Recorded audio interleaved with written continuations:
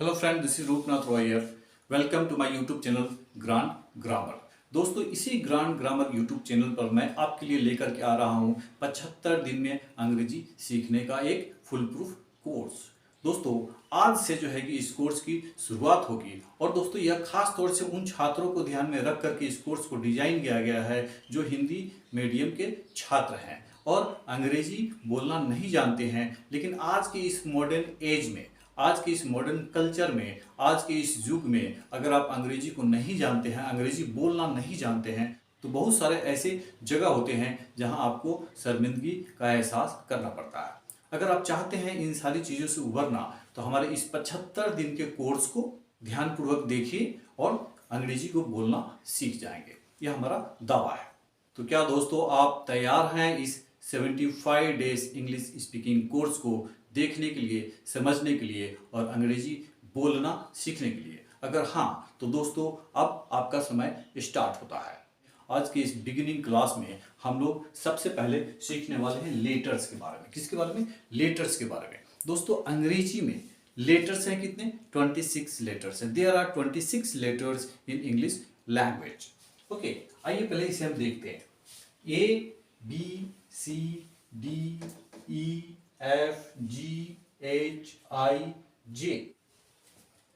KLMNOPQRST UVWXYZ।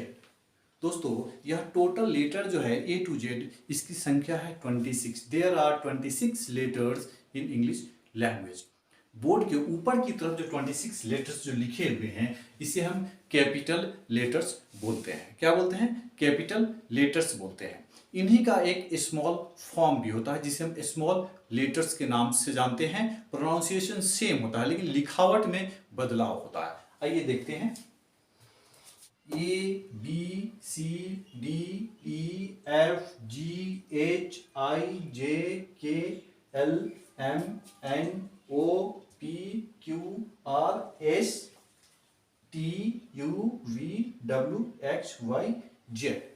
आप ध्यान से इसे देखिए। लिखावट में सिर्फ फर्क है, प्रोनाउंसिएशन में कोई फर्क नहीं है। इनकी संख्या भी 26 है और इनका भी संख्या 26 है। ओके, इन दोनों लेटर्स को पहले आप जो है कि सीख लीजिए, इसके प्रोनाउंसिएशन को सीख लीजिए और इसके आगे जो स्टेप्स होगा वह मैं आपको अगले स्लाइड में बताऊंगा। आप चाहें तो इसका स्क्रीनशॉट ले सकते हैं या वीडियो को पॉज करके आप इसे ध्यानपूर्वक देख सकते हैं।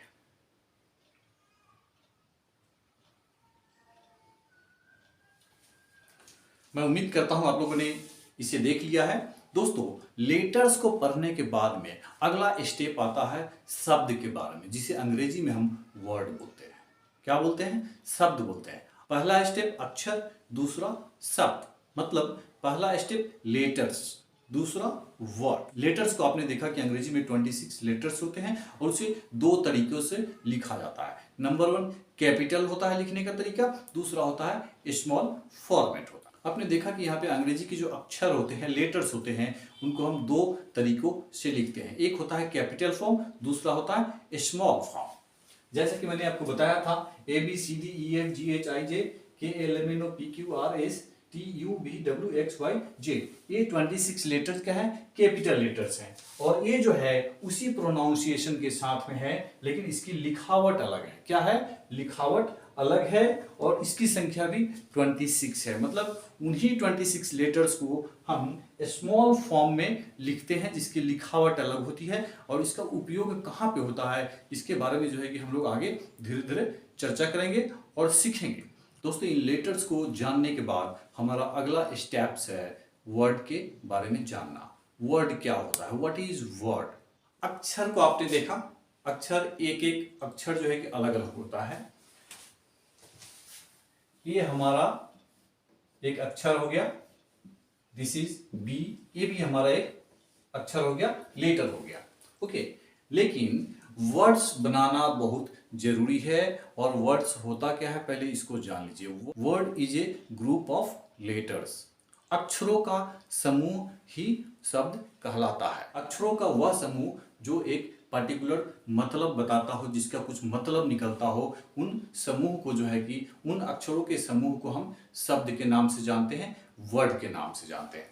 अभी आप यहाँ पे देख रहे हैं ए लिखा हुआ है, बी लिखा हुआ है, ई लिखा हुआ है, एफ लिखा हुआ है, लेकिन ये शब्द नहीं है, ये सिर्फ लेटर्स हैं। ये क्या है? सिर्फ लेटर्स हैं। लेकिन CAT क्या बनता है? कैट। कैट का मतलब होता है बिल्ली। इसका एक मतलब निकल रहा है। यहाँ पे 3 लेटर्स हैं। C एक अलग लेटर है, A एक अलग लेटर है, T हमारा एक अलग लेटर है। लेकिन जब तीनों को एक साथ में मिला दिया जाता है तो यह बनता है कैट, जिसका मतलब निकलता है बिल्ली। ओके, आपने यहाँ देखा कि 3 लेटर को हमने लिखा है CAT। तीनों को मिला करके सामूहिक रूप से इसका उच्चारण बनता है कैट। कैट का मतलब होता है बिल्ली। मतलब यह एक पूर्ण रूप से शब्द है, वर्ड है। अगला देखते हैं DOG। डी हमारा एक लेटर है, ओ भी हमारा एक लेटर है, जी भी हमारा लेटर है, लेकिन तीनों को सामूहिक रूप से हम क्या बोलेंगे? एक वर्ड बोलेंगे, जिसका मतलब होता है कुत्ता। क्या हम प्रोनाउंस करते हैं? डॉग, और डॉग का मतलब होता है कुत्ता। मतलब यह पूर्ण रूप से एक शब्द है। इसी प्रकार से हमारे इंग्लिश लैंग्वेज में बहुत सारे शब्द हैं। आप दिन रात न जाने कितने शब्दों का इस्तेमाल जो है कि अपने जीवन में करते हैं। उन्हीं अक्षरों के समूह, कहने का मतलब है शब्दों को हम यहाँ पे वर्ड बोलते हैं। ओके, आइए कुछ और एग्जाम्पल लेते हैं।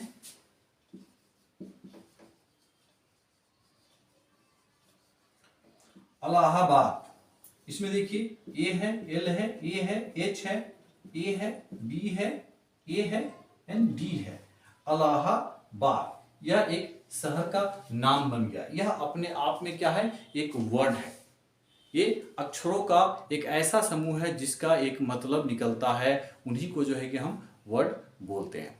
आइए कुछ और एग्जांपल्स लेते हैं। ये क्या है? SCHOOL। इसमें 1 2 3 4 एंड 5 5 लेटर्स हैं। किसमें? स्कूल लिखते समय हमें 5 लेटर्स का उपयोग करना पड़ता है, और सामूहिक रूप से हम क्या पढ़ते हैं? स्कूल, जिसका हिंदी होता है विद्यालय। इसका एक मतलब निकल रहा है। यह भी अपने आप में एक पूर्ण वर्ड है, एक कंप्लीट वर्ड है। तो दोस्तों देखा, लेटर्स को सीखने के बाद हमारा अगला स्टेप वर्ड भी क्लियर हो चुका है। लेकिन क्या इतना ही सीख लेने से हम और आप अंग्रेजी बोलना जान जाएंगे? नहीं, we will have to learn next step. और अगला स्टेप है हमारा सेंटेंस। सेंटेंस होता क्या है? A group of words with A complete meaning is called sentence. शब्दों का वह समूह जिसका एक विशेष मतलब निकलता हो, मीनिंगफुल हो, मतलब का हो, उसे हम वाक्य बोलते हैं, सेंटेंस बोलते हैं। Okay, for example, he is Ram. वह राम है। ही का मतलब होता है वह, इसका मतलब है, then Ram is the noun here. He is Ram, वह राम है। ही अपने आप में एक शब्द है, इज भी आपका अपने आप में शब्द है, एंड राम भी अपने आप में शब्द है। लेकिन तीनों शब्द को जो है एक फॉर्मेट में जब हम डाल देते हैं, और उसका मतलब क्या निकल रहा है? ही इज राम, वह राम है। दैट इज अ बॉय, वह एक लड़का है। That is a boy.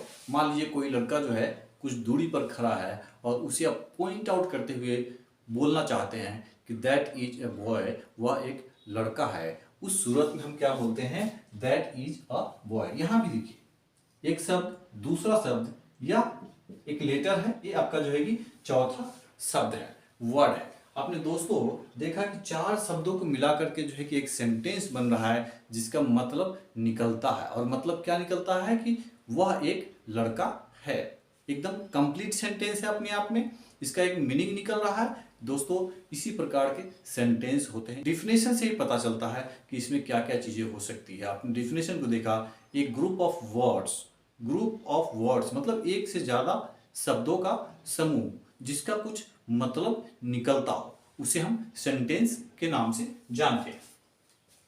ये दोनों को दोनों सेंटेंस है। एक और एग्जांपल लेते हैं, I am going to school. 1 2 3 4 5, यहाँ पे टोटल 5 शब्द है। ओके, 5 शब्द है और पांचों को मिला करके एक मतलब निकलता है, I am going to school, मैं स्कूल जा रहा हूँ। दोस्तों यहाँ आपको जो है कि थोड़ा अटपटा लग रहा होगा कि मैं ये सारी चीज़ें क्यों बता रहा हूँ। दोस्तों यह चीज़ें जो मैं आपको बता रहा हूँ यह बताना जरूरी है। जब तक आप एक एक चीज़ को समझेंगे नहीं, आप अपनी अंग्रेजी की इमारत को खड़ी नहीं कर सकते। जब तक जो है कि चीज़ों को बारीकी से आप नहीं समझेंगे, अंग्रेजी बोलने का जो सपना है सपना ही बना रहेगा। इसलिए मैं रिक्वेस्ट करूंगा, आप एक एक चीज़ को समझते हुए चलिए, हमारे साथ बने रहिए। आपको 100% 75वें दिन जो है आप अपने आप जो है कि अंग्रेजी में बात करते हुए मिलेंगे। हम और आप जब भी बातचीत करते हैं तो सिर्फ शब्द नहीं बोलते हैं, वह शब्दों का समूह होता है, मतलब सेंटेंस होता है। कभी कभी हम शब्द का भी इस्तेमाल करते हैं, लेकिन ज़्यादातर हम सेंटेंस का इस्तेमाल करते हैं। तो सेंटेंस को हम समझ गए, लेकिन सेंटेंस को बनाया कैसे जाता है। जब हम हिंदी में बातचीत करते हैं, मान लीजिए आप बाजार जा रहे हैं और आपने मुझसे कहा क्या आप भी बाजार जाएंगे। आप बाजार जा रहे हैं और उसी दौरान आप जो है मुझे मिलते हैं और आप मुझे कहते हैं कि क्या आप भी बाजार जाएंगे, क्या आप भी बाजार जाएंगे। तो इस सेंटेंस को हिंदी में तो हमने लिख दिया, लेकिन इसे हम अंग्रेजी में कैसे बोलेंगे। क्या आप भी बाजार जाएंगे, प्रश्न पूछ रहा है। हो सकता है इसके बाद में मैं आपको जवाब दूं नहीं, मैंने आपको जवाब दिया नहीं, मैं बाजार नहीं जाऊंगा। इसी प्रकार से हम लोग बातचीत करते हैं ना। तो दोस्तों इन्हीं सेंटेंसों को हमें अंग्रेजी में बोलने की जरूरत है और इसी चीज को जो है कि हमें सीखना है। दोस्तों यह जो आपका सेंटेंस है फ्यूचर टेंस का है। अब आपके मन में सवाल पैदा होगा, यह टेंस क्या होता है। तो दोस्तों अंग्रेजी में टेंस का एक बहुत बड़ा रोल है और अंग्रेजी में ही नहीं, जितने भी भाषा हैं सब टेंस पे आधारित है। टेंस का मतलब होता है समय, काल, टाइम।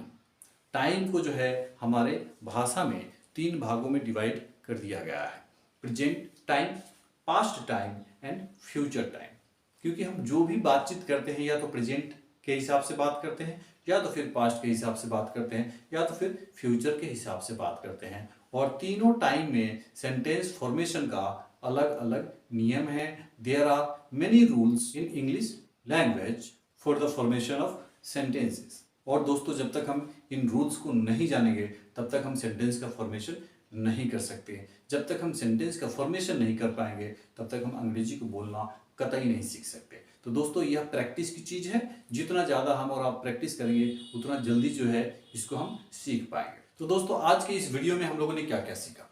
नंबर 1 हम लोग लेटर्स के बारे में सीखे, नंबर 2 वर्ड्स के बारे में सीखे, नंबर 3 में सेंटेंस क्या होता है और इसका क्या इंपॉर्टेंस है हमारे जीवन में, इसको हमने जाना। तो दोस्तों आज के वीडियो में इतना ही। तब तक के लिए आप देखते रहिए और इंतजार कीजिए अगले वीडियो का, जिसमें हम कुछ नया लेकिन बेसिक ही लेकर के आएंगे जो हर किसी को समझ में आएगा। Thank you.